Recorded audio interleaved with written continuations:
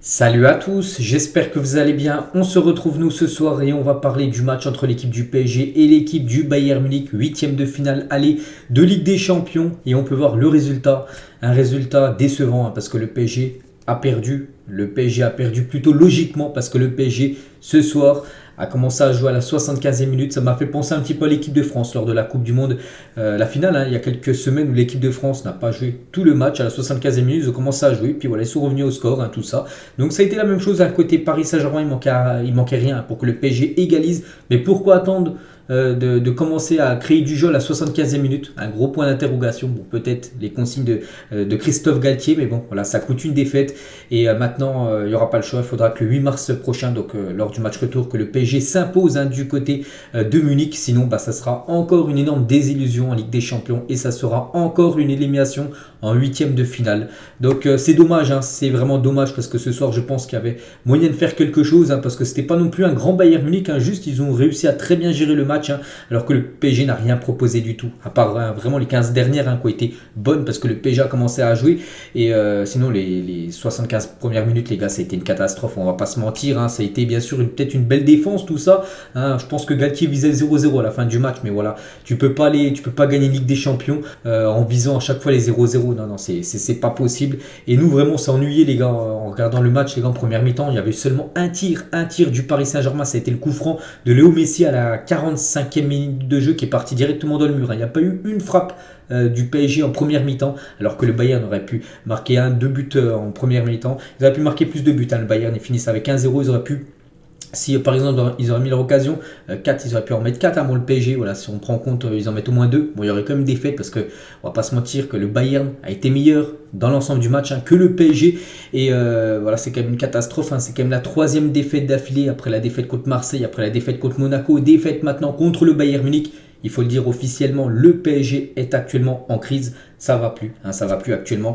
Donc c'est dommage. Moi, vraiment, ce qui me reste sur ma faim, les gars, c'est de commencer à jouer à la 75e minute. Je pense qu'ils auraient fait ça dès le début du match. Bon, ils n'auraient pas pu faire un gros pressing tout le match, même si des fois ça se fait. Regardez, Marseille l'a bien fait contre le PSG, le dernier coup, ils ont gagné. Pourquoi pas être agressif comme ça? Pourquoi Galtier il a voulu jouer ce schéma de jeu là? Donc voilà, bon après voilà, peut-être qu'il voulait viser, je sais pas, le match nul, ou peut-être avec un but de Messi vraiment qui vient de un peu de nulle part, tout ça. Mais bon, à la fin du compte, on peut voir que c'est plutôt le Bayern qui s'est imposé 1-0. Et bien sûr, c'est une énorme déception. Un petit coup d'œil aux statistiques de la partie, où le Bayern a eu plus de possession de balle, beaucoup plus de tirs. Enfin voilà, c'est quand même remis, les gars, dans les 15 dernières minutes. C'est là où le PSG a eu beaucoup de tirs. Sinon vraiment, on enlève les 15 dernières minutes, c'était une catastrophe. Donc plus de 15 tirs pour le Bayern, 6 tirs cadrés, donc un but. Il y a quand même 5 arrêts de Donnarumma, lui qui fait des gros matchs quand même sur les dernières rencontres. Il a encore sauvé le PSG ce soir. Donc sur le but, bon, on a l'impression qu'il est un peu fautif parce que j'ai l'impression, bon, je suis pas gardien de but, mais j'ai l'impression il peut la sortir quand même Donnarumma, la frappe du but de Kingsley Coman. Mais bon, il enlève aussi des énormes arrêts, donc voilà, contrebalance tout ça. Donc il a fait bien sûr une belle partie. Heureusement qu'il était là, Donnarumma. Et côté Paris Saint-Germain, donc 9 tirs, 4 tirs cadrés et aucun but. Dommage, les gars, c'était au Parc des Princes. Je sais qu'il y a ce match retour qui est là-bas, qui va être très compliqué. Il va falloir absolument s'imposer. Le PSG, bien sûr, peut le faire. Si le PSG, j'espère que Galtier, les gars, il sortira les coronets et il va dire on va là-bas pour gagner, pas là-bas pour jouer le match nul. De toute façon, s'ils vont là-bas pour jouer le match nul, ça sera fini. Mais vraiment aller là-bas avec un pressing dès la première minute de jeu, en espérant que ça le fasse. Bon, après le match est dans 3 semaines, en espérant que ça aille mieux, bien sûr, du côté du PSG. À noter aussi dans la rencontre, les gars, que Mbappé, dès qu'il est rentré en cours de jeu, c'est à partir de là où j'ai dit que ça a commencé à être meilleur côté Paris Saint-Germain. C'est Mbappé, les gars, c'est un joueur indispensable au Paris Saint-Germain. Tu sens quand il est là et tu sens quand il est pas là. Quand il est pas là, c'est le néant. On a pu voir les derniers matchs où c'était des défaites, le PSG ne proposait rien offensivement, et quand il est là, tu sens que c'est beaucoup plus fluide devant, qu'il y a des occasions. Il a même marqué, bon, malheureusement Nuno Mendes était hors jeu sur cette magnifique action en plus, dommage, ça s'est joué à rien. Après voilà, c'est la VAR, comme ça les gars, ça rend le football plus juste. J'ai toujours été ok pour l'avoir, même si c'est contre mon équipe, on va dire. Donc voilà, c'est dommage, mais bon, si le but n'était pas valable, tant pis. Donc le buteur Kingsley Coman, qui est un joueur que j'ai toujours apprécié. Et c'est vrai qu'à chaque fois qu'il joue contre le PSG, il fait mal au Paris Saint-Germain. Il avait été déjà buteur en finale, il est buteur encore aujourd'hui. C'est vraiment dommage qu'une pépite comme ça du PSG qui sort du centre de formation du Paris Saint-Germain, que quelques années plus tard il fasse tant de mal à son équipe. Bon, lui il fait le taf qu'il fait, hein, le taf qu'il a à faire du côté du Bayern, c'est juste la gestion du PSG. C'est dommage d'avoir laissé partir ce joueur maintenant, hein, qui est un très très grand footballeur, hein, tellement genre, pour moi tellement sous-côté, Kingsley Coman, hein, qui est vraiment un immense footballeur. Et Pavard qui prend un double jaune, hein, voilà, même carton rouge pour Benjamin Pavard en fin de match, hein, voilà, le défenseur français. Donc voilà, enfin concernant Bayern des côtés PSG, bon, pas de but, hein, pas de buteur, parce que c'est pas passé grand chose à part les 15 dernières minutes, hein, qui ont été bonnes. Donc voilà, petit coup d'œil. Bon, je vais montrer les stats. On va noter maintenant, hein, bien sûr, l'équipe du PSG, le 11 de départ. Donc c'est un 4-4-2, hein, comme j'annonçais dans la vidéo ce matin. J'avais dit que normalement ça devait être ça la compo probable. Et du coup ça a été ça, la compo officielle. On commence, donc je vais noter les joueurs, hein, donc de 0 à 10. On commence tout d'abord avec Donnarumma. Donc pour son match ce soir, hein, donc il prend un but, mais bon, il fait pas mal d'arrêts. J'ai dit 6 tirs cadrés de l'équipe du Bayern, donc c'est dire qu'il avait 6 arrêts à faire. Bon, il a pris un but. Dommage, hein, on sentait qu'il pouvait bien sûr l'enlever. Bon, après voilà, il l'a pensé comme ça, mais bon, il en sauve quand même 5 tirs. Hein. Donc je mets comme 6, les gars, je mets comme la moyenne, hein, malgré quasiment sa boulette sur le but. Hein, il fait quand même aussi des arrêts décisifs. Un coup, il la détourne sur le poteau. Donc voilà, hein, bien sûr, Donnarumma, une note de 6. Donc bon match, malheureusement, hein, il a pu sur l'enlever à ce but. Bon, c'est comme ça, c'est le football. Nuno Mendes.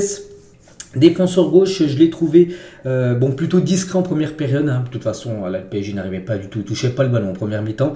Et en deuxième mi-temps, surtout à la fin, par exemple sur le but hors jeu, où c'est lui qui est hors jeu, ben, vraiment là, quand il prend l'accès, il a pris pas mal de fois l'accélération, il a à chaque fois pris en vitesse, hein. Tous les défenseurs du Bayern va très très vite, Nuno Mendes, hein. Donc pour son match, les gars, pour l'ensemble de son match, hein, pas seulement les 15 dernières minutes du match où vraiment on l'a vu beaucoup de fois, hein, percer, on va dire, la défense du Bayern. Donc une note de 6, hein, parce que si je prends en compte de la première jusqu'à 90e minute, pour moi c'est un match satisfaisant de la part de Nuno Mendes, une belle partie du défenseur gauche portugais. Marquinhos, les gars, le capitaine, je lui ai mis la note de 5.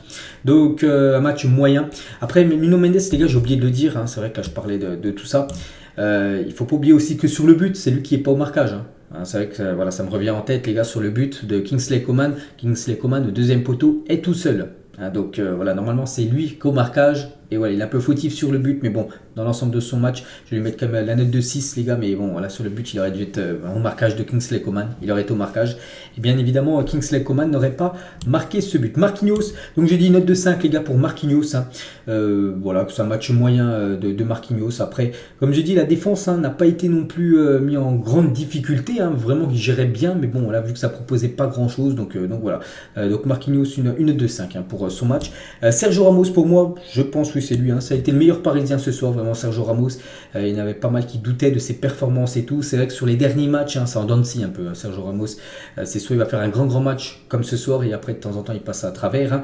Donc ce soir il a fait un grand match. On attendait un grand Ramos et il a été présent. Pour moi c'était le meilleur Parisien ce soir, Sergio Ramos. Donc une note de 7, hein. Vraiment bon match de sa part. Heureusement qu'il a été là, hein, dans pas mal de duels, hein, parce que peut-être le score peut être un peu plus lourd, hein, contre le PSG si Ramos n'était pas là. Donc félicitations à lui, hein. Donc là il a marqué pas mal de points, bien sûr. Ramos, on passe à Achraf Hakimi qui a joué les 45 premières minutes, donc un match catastrophique, hein. Hakimi, les gars, j'ai mis une note de 2, hein, pour les 45 premières minutes, hein. À chaque fois je note toujours 45 minutes de jeu, donc Hakimi, une note de 2, hein. Un très mauvais match de sa part. Je crois qu'il a perdu au moins 4 ou 5 ballons. Il a donné directement la balle au joueur du Bayern Munich. Il s'est fait manger toute la première mi-temps par Kingsley Coman.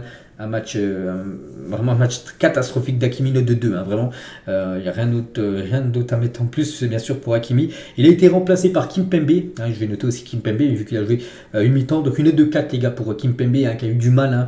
Un coup, il a même perdu le ballon, qui a failli, et ça faisait un 3 contre 2 pour le Bayern. Heureusement, il n'y a pas eu de but juste après. Mais même, hein, Kimpembe, tu sens qu'il après il revient, bien sûr, il revient de blessures, tout ça, tant de se remettre dans le grand bain, tant de avoir le rythme. Hein.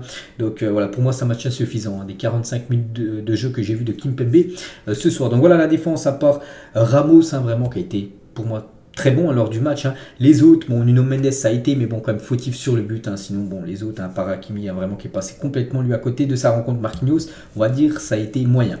On passe au milieu à 4 les gars, donc on commence avec Carlos Soler. Donc Carlos Soler, je suis regardé un petit peu la mi-temps, j'étais sur les réseaux sociaux, il y en a beaucoup qui disaient il était fantomatique et tout. J'ai pas trouvé les gars, j'ai trouvé, pourtant je le dis, quand il est pas bon, et souvent il est pas bon, vraiment lors des matchs, pas mal de fois il est pas bon, mais ce soir je trouve qu'il a fait son match. Pour moi Carlos Soler les gars, il a perdu un ou deux ballons comme beaucoup de joueurs du PSG, mais je trouve qu'il a montré de belles choses ce soir. Après c'est mon point de vue, je sais pas si vous avez vu le même match que j'ai vu de Carlos Soler, donc pour moi je mets une note de 6 les gars.